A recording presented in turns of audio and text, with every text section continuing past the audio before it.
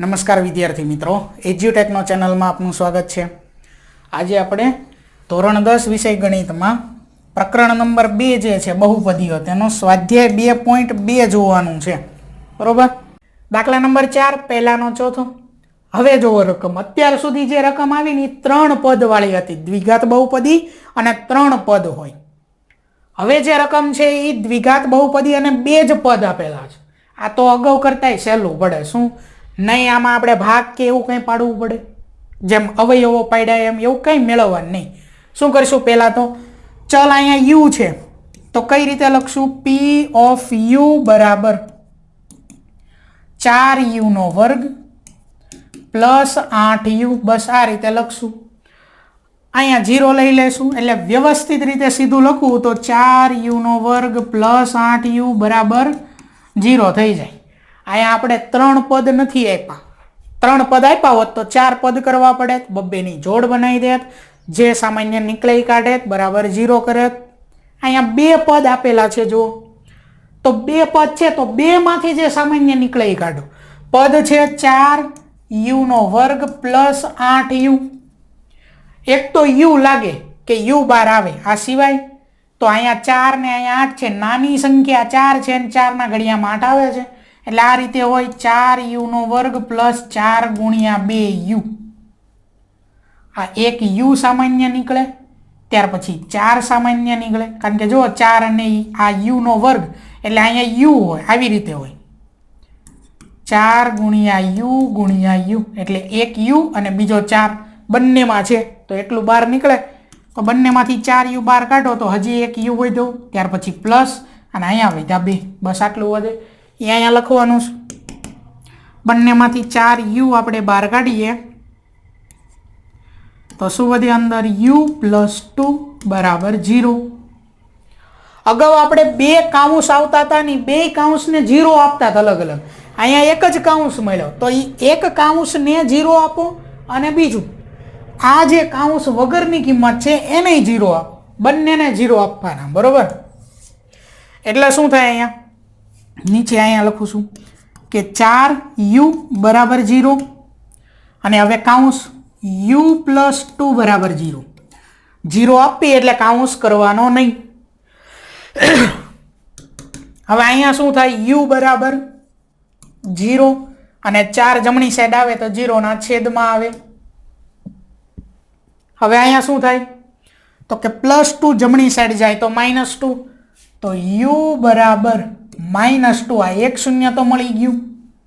હવે અહીંયા જુઓ 0 ના છેદમાં 4, 0 ના ગુણ્યા 4 હોય કે 0 ભાગ્યા 4 હોય, જવાબ હંમેશા 0 આવે। 0 ના છેદમાં કાંઈ પણ કિંમત હોય, જવાબ શું થઈ જાય, 0 થઈ જાય, બરોબર। તો 2 શૂન્ય મળ્યા, એક શૂન્ય 0 અને બીજું શૂન્ય -2। હવે એનો સરવાળો અને ગુણાકાર અગાઉ જે આપણે કરતા હતા બસ એ જ રીતે 2 શૂન્ય મળે ત્યાર પછી એનો સરવાળો અને એના ગુણાકાર કરવાના। તો p ઓફ u બરાબર 4u² પ્લસ 8u માં a બરાબર કેટલા છે 4, b બરાબર કેટલા છે 8, c એટલે કે અચળ પદ છે જ નહીં એટલે 0, બરોબર। અહીંયા શું છે 0। આગળ શૂન્યનો સરવાળો,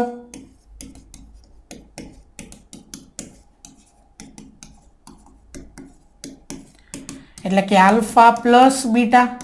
આલ્ફા હતા આપણા 0, એક શૂન્ય 0 હતું, બીજું શૂન્ય શું હતું -2, બરાબર। આપણે જે 2 શૂન્ય મેળવ્યા એમાંથી એક 0 છે ને બીજું -2 છે, બંનેનો સરવાળો કરવાનો છે એટલે 0 પ્લસ -2, કાઉન્સ ખોલવી તો 0 પ્લસ -2, તો શૂન્યનો સરવાળો શું મળે છે -2। સાદી રીતે સૂત્ર બાકી છે, સૂત્ર મૂકીને સરવાળો કરીએ તો શૂન્યનો સરવાળો બરાબર, સૂત્ર હવે યાદ રહી જવું પડે, સૂત્ર શું છે -b ના છેદમાં a, સૂત્રમાં છે એ માઇનસ મૂક્યો, b બરાબર કેટલા છે 8, a બરાબર કેટલા છે 4, તો માઇનસ સૂત્રનો હતો એ b ની કિંમત છે 8 છેદમાં a ની કિંમત છે 4, છેદ ઉડે છે, બરોબર। શું થાય 4 ગુણ્યા 2 એટલે 8 થાય, તો અહીંયા શું આવ્યું -2। શૂન્યનો સરવાળો કેટલો થાય? -2. આવી જ રીતે ગુણાકાર મેળવવાનો છે.